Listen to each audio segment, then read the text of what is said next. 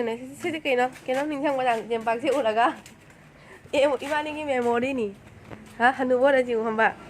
행 पैसा가 빠르거네 ꯑꯩꯈꯣꯏ ꯖꯝꯕꯥ ꯎꯞꯄꯒ ꯍꯜꯂꯛꯏꯅꯤ ꯗꯨꯀꯥꯟꯗꯒꯤ ꯀꯥꯏꯅ ꯄꯩꯁꯥ ꯄꯥꯏꯔꯒ ꯅꯤꯡꯉꯣ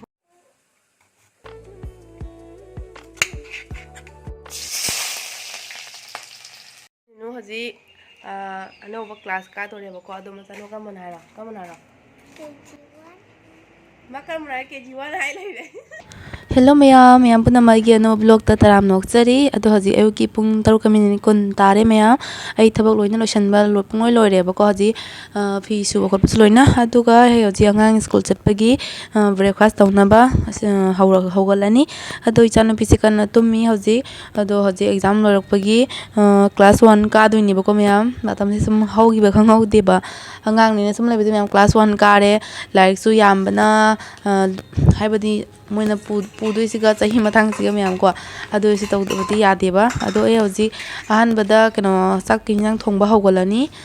chak siana thangat khrani ba ko ado legai kekino khataba hinjang kikang semaga ngawbagi to tawrani ado lerga isana pida hawdoktoini ba ko masu ngahak like pahangani ado Mayam husband di haji wali ma angang thinbadi mana chalani ba ko ai chalaroi angang thinbadi ado lerga mu thabak puna mo solution lerga Mayam dukan da mu chakani ado hajikti handak kharani se Mayam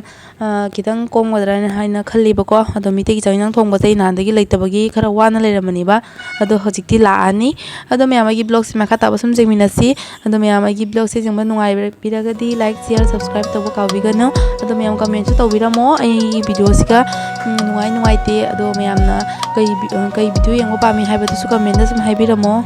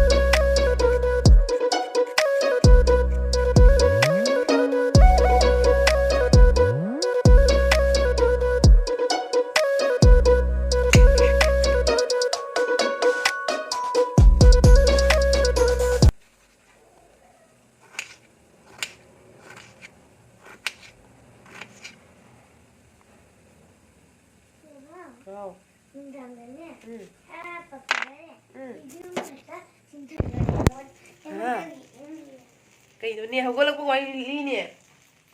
mama ngiro asing mau wali dah, lah, berasa apa?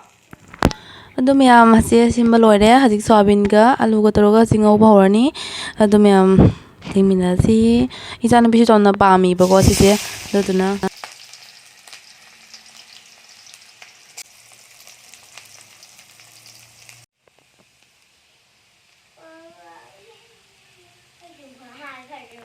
nu haji anouba class kaadoreba ko ado machano kaman haro Makan mulai KG1 hai lagi. Kamu naik tu kamu nak kadu dah. Hello. Class 1 ni. Class 1 ni. KG1 loy na KG2 loy deh. KG2 kita exam tu nang thai tu. Jadi class 1 na terus. Makanya tu kayu ni. Oh ni no class 1 kadu re. Jauh re. Hah? Hai tu dah. Mayam ichanu bisu hauzik isun chakhreba ko ado aisu thabak gang loisalani ado chaiba gang se aduga amu dukan amu chatoini ado hayengdi white dress taiba ko ado white dress suramaga aduga loisalaga amu chatrobani Mayam ado Mayam khoi tagi nambra ꯑꯗꯨꯒꯅꯦ ꯃꯌꯥꯝ ꯃꯤꯇꯩꯒꯤ ꯆꯥꯛ ꯍꯤꯟꯖꯥꯡ ꯊꯣꯡꯕꯒꯤ ꯃꯤꯁꯤꯡ ꯌꯥꯝꯕ꯭ꯔꯥ ꯂꯥꯛꯑꯦꯒꯅ ꯑꯩ ꯌꯥꯝ ꯍꯔꯥꯎ ꯌꯥꯗꯦꯕꯀꯣ ꯃꯣꯏꯁꯦ ꯂꯥꯛꯄꯒ ꯅꯤꯅꯤ ꯍꯨꯝꯅꯤ ꯈꯛ ꯇꯧꯔꯝꯃꯒ ꯍꯦꯛꯇ ꯑꯃ ꯑꯗꯨꯗꯨ ꯄ꯭ꯔꯣꯕ꯭ꯂꯦꯝ ꯇꯧꯔꯦ ꯍꯦꯛꯇ ꯇꯣꯛꯈꯤꯕꯀꯣ ꯑꯗꯨꯅ ꯍꯥꯏꯗꯤ ꯇꯧꯕ ꯍꯧꯒꯠꯂꯗꯤ ꯃꯌꯥꯝ ꯀꯣ ꯍꯣꯇꯦꯜ ꯍꯥꯏꯁꯤꯗꯤ ꯂꯦꯞꯄ ꯌꯥꯗꯦꯕꯀꯣ ꯍꯥꯏꯗꯤ ꯉꯁꯤ ꯆꯥꯕ ꯀꯁꯇꯃꯔꯗꯣ ꯍꯌꯦꯡꯁꯨ ꯂꯥꯛꯏ ꯑꯗꯣ ꯅꯣꯡꯃꯈꯛ ꯐꯪꯗꯦ ꯍꯥꯏꯕꯗ ꯅꯦꯛꯁ ꯗꯦ ꯂꯥꯛꯑꯅꯤꯕꯀꯣ ꯑꯗꯣ ꯑꯅꯤꯔꯛ ꯍꯪꯉꯝꯕꯁꯦ ꯑꯍꯨꯝꯂꯛ ꯁꯨꯅꯗꯤ ꯃꯥ ꯂꯥꯛꯑꯣꯏꯕꯀꯣ ꯑꯗꯨꯃꯥꯏꯅ ꯍꯦꯛꯇ ꯇꯧꯕ ꯍꯥꯏꯇꯥꯔꯦꯀꯣ ꯑꯗꯣ ꯑꯍꯥꯟꯕꯗꯗꯤ ꯃꯌꯥꯝꯗꯣ ꯍꯧꯖꯤꯛ ꯇꯧꯔꯒ ꯁꯨꯝ ꯈꯪꯉꯛꯄꯗꯨꯅꯦꯕꯀꯣ ꯑꯗꯣ ꯑꯍꯥꯟꯕꯗꯗꯤ ꯁꯨꯝ ꯃꯤ ꯊꯝꯃꯒ ꯂꯣꯏꯅ ꯃꯤꯅ ꯁꯨꯒꯅꯤ ꯃꯤꯅ ꯊꯣꯡꯗꯣꯏꯅꯦꯅ ꯑꯗꯨꯝ ꯑꯗꯨꯃꯥꯏꯅ ꯈꯜꯂꯝꯕꯅꯦꯕꯀꯣ ꯑꯍꯥꯟꯕ ꯍꯧꯒꯠꯂꯛꯄꯗꯗꯤ ꯃꯌꯥꯝꯕ꯭ꯔꯥ ꯑꯗꯨꯗꯒꯤꯗꯤ ꯁꯨꯝ ꯇꯧꯔꯒ ꯃꯤꯁꯤꯡꯗꯣ ꯗꯦꯜꯂꯤꯒꯤ ꯂꯥꯛꯄ ꯗꯦꯜꯂꯤꯒꯤ ꯍꯥꯏꯗꯤ ꯊꯕꯛꯁꯦ ꯂꯦꯞꯇꯅ ꯇꯧꯕ ꯉꯝꯕ ꯃꯤꯁꯦ ꯑꯝꯇ ꯌꯥꯎꯗꯦꯕꯀꯣ ꯅꯣꯡꯃꯂꯥ ꯅꯤꯅꯤ ꯂꯦꯞꯄ ꯅꯤꯅꯤ ꯈꯛ ꯀꯥꯔꯝꯃꯒ ꯑꯗꯨꯒꯩꯗꯤ ꯍꯛꯆꯥꯡ ꯉꯝꯗꯕꯕꯨ ꯈꯪꯗꯦ ꯏꯃꯨꯡꯒꯤ ꯄ꯭ꯔꯣꯕ꯭ꯂꯦꯝ ꯑꯃ ꯑꯗꯨꯃꯥꯏꯅ ꯎꯠꯂꯒ ꯍꯦꯛꯇ ꯇꯣꯛꯄꯗꯣ ꯑꯗꯨꯃꯥꯏꯅ ꯍꯦꯛꯇ ꯑꯣꯏꯌꯦꯕꯀꯣ ꯑꯗꯣ ꯑꯩꯈꯣꯏꯗꯁꯨ ꯃꯥꯡꯖꯩꯗꯅꯀꯣ ꯃꯌꯥꯝ ꯄꯩꯁꯥꯗꯤ ꯁꯨꯝ ꯄꯩꯁꯥꯗꯤ ꯂꯥꯛꯄꯒ ꯑꯗꯨꯝ ꯃꯊꯧ ꯇꯥꯏꯌꯦꯅ ꯄꯩꯁꯥꯗꯤ ꯍꯦꯛꯇ ꯂꯧꯕꯀꯣ ꯑꯗꯨꯒ ꯊꯕꯛꯇꯣ ꯇꯧꯕꯗ ꯀꯨꯏꯅ ꯇꯧꯗꯕꯅꯦ ꯑꯗꯨꯗꯨꯅ ꯃꯌꯥꯝ ꯑꯗꯨꯝ ꯍꯧꯒꯠꯂꯕꯅꯤꯅ ꯑꯩ ꯊꯣꯡꯉꯣꯏ ꯍꯥꯏꯔꯒꯁꯨ ꯌꯥꯗꯕ ꯑꯃ ꯑꯗꯨꯝ ꯂꯥꯛꯑꯦꯕꯀꯣ ꯍꯧꯖꯤꯛ ꯂꯣꯏꯁꯤꯜꯂꯛꯄ ꯑꯃꯅ ꯍꯧꯖꯤꯛ ꯑꯗꯨꯗꯨꯅ ꯑꯉꯥꯡꯗꯁꯨ ꯌꯥꯝꯅ ꯅꯨꯡꯉꯥꯏꯇꯕ ꯍꯥꯏꯇꯥꯔꯦꯀꯣ ꯑꯉꯥꯡꯒꯤ ꯂꯥꯏꯔꯤꯛ ꯑꯃ ꯇꯧꯕꯗꯁꯨ ꯃꯇꯝꯗ ꯄꯤꯕ ꯉꯝꯗꯕ ꯍꯥꯏꯇꯥꯔꯦ ꯃꯤ ꯆꯥꯛ ꯆꯥꯕ ꯃꯇꯝꯁꯤꯗꯤ ꯑꯌꯥꯝꯕꯗ ꯄꯨꯡ 12 ꯁꯤ ꯍꯦꯛꯇ ꯂꯥꯛꯑꯦꯕꯀꯣ ꯑꯗꯣ ꯑꯉꯥꯡ ꯃꯣꯏ ꯁ꯭ꯀꯨꯜ ꯊꯥꯔꯛꯄ ꯈꯣꯠꯄ ꯍꯜꯂꯛꯄꯒꯤ ꯑꯣꯏꯌꯦꯕꯀꯣ ꯑꯉꯥꯡꯗꯨꯒꯤ ꯔꯦꯁ ꯇꯧꯕꯗꯣ ꯑꯗꯨꯒꯤ ꯃꯇꯝꯗꯣ ꯌꯥꯝꯅꯅꯦ ꯀꯥꯏꯕ ꯍꯥꯏꯇꯥꯔꯦ ꯃꯌꯥꯝ ꯑꯉꯥꯡꯗꯀꯣ ꯗꯤꯁꯇꯔꯕ ꯑꯣꯏꯕ ꯃꯌꯥꯝ ꯌꯦꯡꯉꯣ ꯁꯤꯒꯤ ꯂꯩꯁꯦ ꯐꯖꯗ꯭ꯔꯥ ꯄꯤꯛꯇ꯭ꯔꯨ ꯄꯤꯛꯉꯩ ꯌꯦꯜꯂꯣ ꯀꯂꯔꯒꯤ ꯋꯥꯎ ꯁꯤꯒ ꯗꯕꯜꯒ ꯁꯥꯠꯂꯦ ꯁꯣꯟꯗ ꯑꯃ ꯌꯥꯝ ꯗꯕꯜꯅꯤ ꯁꯥꯠꯂꯤꯁꯦ ꯍꯥꯏꯕꯣ ꯁꯨꯃꯥꯏꯅ ꯂꯩ ꯊꯥꯔꯒ ꯁꯥꯠꯄꯁꯦ ꯃꯌꯥꯝ ꯑꯩ ꯌꯥꯝ ꯍꯔꯥꯎꯔꯤꯕꯀꯣ ꯑꯗꯨꯗꯤ ꯁꯤꯒ ꯃꯆꯥ ꯑꯃ ꯂꯩꯔꯦ ꯁꯤꯒ ꯑꯁꯤ ꯋꯥꯡꯕ ꯖꯥꯗ꯭ꯔꯦ ꯃꯌꯥꯝꯀꯣ ꯃꯣꯏ ꯂꯩꯕꯥꯛ ꯁꯤꯟꯅꯅꯤꯕꯀꯣ ꯂꯩꯉꯣꯏ ꯀꯩꯀꯥ ꯑꯣꯏꯕꯁꯦ ꯑꯩꯈꯣꯏ ꯆꯨꯝꯅꯒꯤ ꯂꯧꯕꯨꯛꯀꯤ ꯂꯩꯕꯥꯛꯇꯣ ꯑꯣꯏꯗꯤ ꯋꯥꯡꯕꯅꯦꯕ ꯁꯤꯒꯤ ꯖꯥꯠꯁꯦꯀꯣ ꯑꯗꯣ ꯅꯦꯝꯃꯦ ꯊꯥꯕ ꯑꯃꯒ ꯂꯩ ꯁꯤꯒ ꯑꯃ ꯂꯩ ꯁꯤꯁꯦ ꯈꯨꯁꯨꯝꯅꯤ ꯁꯤꯒ ꯑꯃ ꯁꯥꯠꯂꯦ ꯑꯗꯨ ꯑꯅꯤ ꯑꯍꯨꯝ ꯅꯍꯥꯟ ꯁꯥꯠꯂꯝꯕꯅꯦꯕꯀꯣ ꯑꯗꯣ ꯂꯣꯏꯁꯦ ꯃꯐꯝꯁꯨ ꯂꯩꯔꯦ ꯁꯤ ꯁꯥꯠꯂꯛꯀꯅꯤ ꯍꯌꯦꯡ ꯑꯗꯣ ꯁꯤꯒꯗꯤ ꯄꯨꯟꯅ ꯂꯩꯌꯦꯕ ꯑꯗꯣ ꯑꯅꯤ ꯑꯍꯨꯝ ꯂꯩꯔꯦ ꯃꯦꯝ ꯁꯤꯒꯤ ꯃꯣꯔꯣꯛꯁꯤꯗꯤ ꯍꯥꯟꯅꯗꯒꯤ ꯍꯧꯅ ꯂꯩꯔꯝꯕꯅꯤ ꯁꯤ ꯃꯣꯔꯣꯛꯁꯤ ꯃꯌꯥꯝꯗꯨ ꯁꯤ ꯑꯅꯤ ꯄꯥꯜꯂꯦ ꯑꯗꯣ ꯑꯩꯅꯁꯨ ꯐꯖꯅ ꯍꯩꯇꯦꯕꯀꯣ ꯃꯌꯥꯝ ꯁꯤꯁꯦ ꯂꯩꯕꯥꯛꯁꯤ ꯃꯔꯥꯗꯤ ꯐꯥꯎꯒꯠꯂꯦ ꯑꯗꯣ ꯂꯩꯕꯥꯛꯁꯦ ꯂꯩꯇꯕꯀꯣ ꯍꯥꯞꯐꯝ ꯂꯩꯔꯒꯗꯤ ꯍꯥꯞꯄ ꯌꯥꯏꯌꯦ ꯑꯗꯣ ꯁꯤꯒ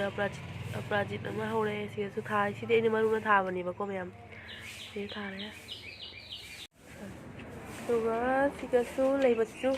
ꯁꯤꯁꯨ ꯂꯩꯁꯜꯂꯛꯑꯦ ꯍꯤꯡꯉꯦ ꯐꯖꯅ ꯁꯤꯁꯨ ꯃꯤꯉꯣꯟꯗꯒꯤ ꯂꯧꯔꯛꯄꯅꯦꯕꯀꯣ ꯍꯤꯡꯉꯦ ꯑꯗꯣ ꯃꯌꯥꯝ ꯁꯤꯒꯤ ꯆꯦꯝꯄꯥꯛꯁꯦ ꯑꯩ ꯌꯥꯝ ꯅꯣꯛꯅꯤꯡꯉꯦꯕꯀꯣ ꯎꯔꯒ ꯌꯥꯝꯅꯁꯨ ꯅꯨꯡꯁꯤꯕ ꯍꯥꯏꯇꯥꯔꯦꯀꯣ ꯃꯦꯃꯣꯔꯤꯅꯤ ꯃꯌꯥꯝ ꯁꯤꯒꯤ ꯆꯦꯝꯄꯥꯛꯁꯦ ꯑꯩꯈꯣꯏꯅ ꯍꯟꯗꯛꯇꯤ ꯅꯤꯅꯤ ꯍꯨꯝꯅꯤꯁꯦ ꯅꯣꯡ ꯀꯟꯅ ꯆꯨꯕꯗꯣ ꯑꯗꯨꯒ ꯅꯨꯡꯗꯥꯡꯁꯤꯗ ꯍꯜꯂꯛꯄꯗꯣ ꯅꯣꯡꯗꯨ ꯆꯣꯠꯍꯟꯅꯤꯡꯗꯕꯀꯣ ꯂꯣꯛꯁꯨ ꯊꯨꯡꯕꯅꯤꯅ ꯍꯧꯖꯤꯛꯇꯤ ꯑꯗꯨꯅ ꯂꯣꯛꯁꯨ ꯆꯣꯠꯍꯟꯅꯤꯡꯗꯕꯗꯨꯅꯀꯣ ꯑꯗꯣ ꯄꯦꯁꯤ ꯂꯩꯇ꯭ꯔꯕꯀꯣ ꯑꯃꯈꯛꯄꯨꯗꯤ ꯂꯩ ꯑꯗꯣ ꯑꯃꯈꯛꯄꯨꯗꯤ ꯌꯥꯗꯅ ꯂꯩꯕꯀꯣ ꯑꯗꯣ ꯑꯃꯈꯛꯅ ꯑꯩꯈꯣꯏꯒꯤ ꯑꯟꯇꯤꯗꯨꯅ ꯊꯕꯛ ꯁꯨꯕ ꯑꯟꯇꯤꯗꯨꯅ ꯄꯨꯔ ꯆꯠꯈ꯭ꯔꯦꯕꯀꯣ ꯃꯉꯣꯟꯗꯁꯨ ꯃꯥꯅ ꯄꯨꯡ ꯈꯔ ꯉꯟꯅ ꯆꯠꯂꯤ ꯄꯨꯡ 8ꯀꯤꯗꯨꯒ ꯑꯗꯣ ꯄꯤꯈ꯭ꯔꯕ ꯃꯉꯣꯟꯗꯗꯣ ꯑꯩꯒ ꯍꯁꯕꯦꯟꯒ ꯎꯞꯅꯤꯡꯉꯥꯏ ꯂꯩꯇꯦ ꯑꯗꯣ ꯃꯥꯗꯤ ꯀꯩꯁꯨꯝ ꯇꯧꯗꯦ ꯑꯩꯗꯤ ꯂꯣꯛ ꯊꯨꯡꯉꯦꯕ ꯑꯗꯨꯗꯨꯅ ꯑꯩꯅ ꯁꯤꯁꯦ ꯑꯩꯉꯣꯟꯗ ꯃꯥꯅ ꯎꯞꯍꯜꯂꯦꯕꯀꯣ ꯑꯩꯈꯣꯏ ꯗꯨꯀꯥꯟꯗ ꯗꯦꯀꯣꯔꯦꯁꯟ ꯇꯧꯈꯤꯕꯒꯤ ꯂꯦꯝꯍꯧꯕ ꯆꯦꯝꯄꯥꯛꯅꯦꯕꯀꯣ ꯑꯗꯨꯗꯣ ꯅꯍꯥꯟ ꯅꯨꯡꯗꯥꯡꯁꯦ ꯊꯕꯛ ꯌꯥꯝ ꯀꯥꯟꯅꯈ꯭ꯔꯦ ꯃꯌꯥꯝ ꯁꯤꯁꯦ ꯑꯗꯣ ꯁꯤꯁꯦ ꯎꯞꯄꯒ ꯂꯥꯛꯄꯅꯤ ꯃꯌꯥꯝ ꯑꯁꯤꯕꯨ ꯆꯦꯝꯄꯥꯛꯁꯦ ꯃꯜꯍꯟꯅꯤꯡꯗꯦꯀꯣ ꯍꯌꯦꯡ ꯄꯩꯁꯥꯒ ꯄꯥꯏꯔꯒ ꯏꯅꯥꯛ ꯈꯨꯜꯂ ꯃꯇꯝꯗ ꯃꯌꯥꯝ ꯍꯥꯏꯗꯣꯏꯅꯦꯕꯀꯣ ꯑꯩꯈꯣꯏ ꯍꯥꯟꯅ ꯊꯕꯛ ꯁꯨꯔꯤꯉꯩꯗ ꯗꯨꯀꯥꯟꯗꯒ ꯊꯕꯛ ꯋꯥꯅ ꯁꯨꯕ ꯃꯇꯝꯗꯨꯒ ꯑꯁꯤꯁꯦ ꯎꯞꯄꯒ ꯂꯥꯛꯏꯅꯤ ꯅꯣꯡ ꯇꯥꯕꯗ ꯆꯣꯠꯇꯅꯕꯅꯤ ꯀꯥꯏꯅ ꯃꯌꯥꯝꯀꯣ ꯍꯥꯏꯗꯣꯏꯅꯦꯕ ꯋꯥꯔꯤ ꯑꯗꯨꯗꯨꯅ ꯁꯤ ꯆꯦꯝꯄꯥꯛꯁꯦ ꯌꯥꯝꯅ ꯅꯨꯡꯁꯤ ꯃꯜꯍꯟꯕ ꯌꯥꯗꯦ ꯁꯨꯃꯥꯏꯅ ꯁꯨꯝ ꯊꯝꯃꯅꯤ ꯍꯥꯏꯗꯤ ꯁꯤꯖꯤꯟꯅꯗꯕ ꯑꯍꯟꯕ ꯄꯣꯠꯅꯦꯕꯀꯣ ꯑꯗꯨꯗꯨꯅ ꯑꯩꯈꯣꯏꯅ ꯁꯤꯁꯦ ꯑꯗꯨꯝ ꯄꯦꯟ ꯇꯧꯕꯗꯣ ꯑꯗꯨꯅ ꯁꯤꯁꯨ ꯅꯥꯀꯟꯗ ꯄꯦꯟꯗꯣ ꯂꯩꯔꯦꯕꯀꯣ ꯗꯦꯀꯣꯔꯦꯁꯟ ꯇꯧꯕꯒꯤꯅꯦꯅ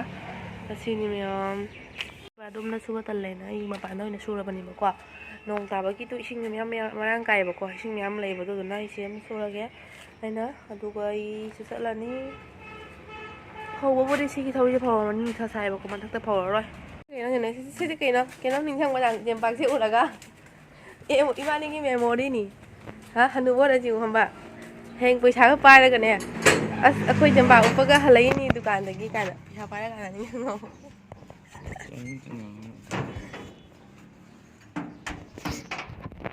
ꯃꯤꯅ ꯍꯥꯏꯕ ꯅꯪꯒꯤ ꯅꯨꯄꯥꯗ ꯀꯩꯒꯤꯅꯣ ꯑꯝꯇ ꯍꯥꯏ ꯇꯧꯗꯤꯗꯣ ꯚꯤꯗꯤꯑꯣꯗ ꯀꯃꯦꯟ ꯇꯧꯔꯛꯏꯕ ꯑꯝꯇ ꯇꯧꯅ ꯍꯥ ꯑꯝꯇ ꯇꯧꯕ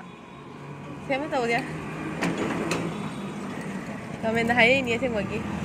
ꯌꯥꯝ ꯄꯣꯡꯉꯦꯅ ꯑꯐꯕ ꯑꯃ ꯁꯥꯏ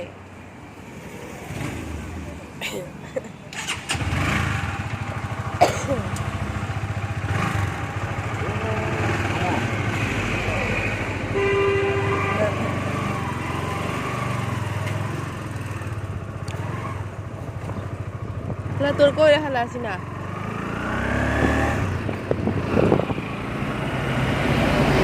Se thele momo hobugi nimboka iga taroga haurani keno do tapuk suba mi do masonda keno tongna laireba ko pochi loisan mo san ba keno oire to duna iga se nimboka ji se mani se ja aduga mu rum da mu chakani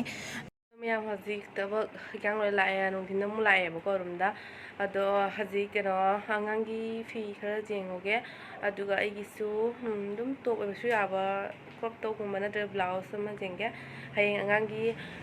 drawing class da moi program ama lei ba ko ado mayam adu mayam su sum ulakani ado hojik ai sana ta dore ba ko sana ta sale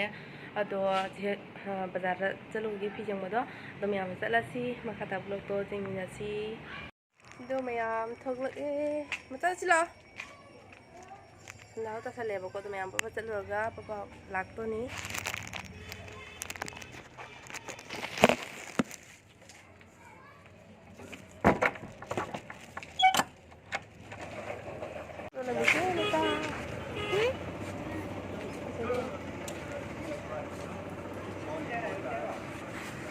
Plazo cotton की क्या time होंगे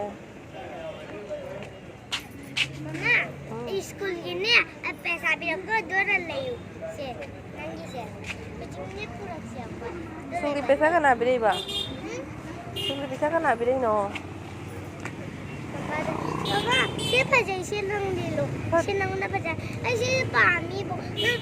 नंग ले लो दर जे ये मा चू से mama उ रोय कईगे Jay kaigi nung color thai ni moi na nung color thai ro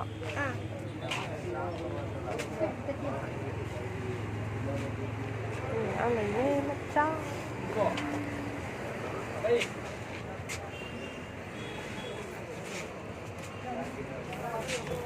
quay được mi ăn này xin nó nuôi cotton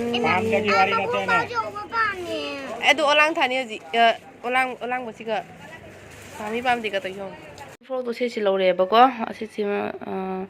haibadi fro amana yellow gini ama to miam kenom da lehore dukan da rangam da lehore ba ko se sina bag ta jaw la ba san pi na ne pai ba duga mana da lehore ba ko rang da tor ga pa ga ado se se miam ji olang bani ne ko nungai ni ba ko to hayeng program da su mi miam ten ma sa ga ni ba ko ase manung da su keno yauri phajana lining jawi to phi su yam phaba hai tare ko to no sine quality phai ba ko miam do isi joina lebire moi duba keno hairi ba ko se chaw mai ri ba ko miam ado ina 250 da lawre ado miam se jini hayeng se chele la sam chalani mai net ki kang phi miam lai ba ko net ki lebo do ado keno oye ba net ki olangi na to na si joina sum lai bira ba ne ba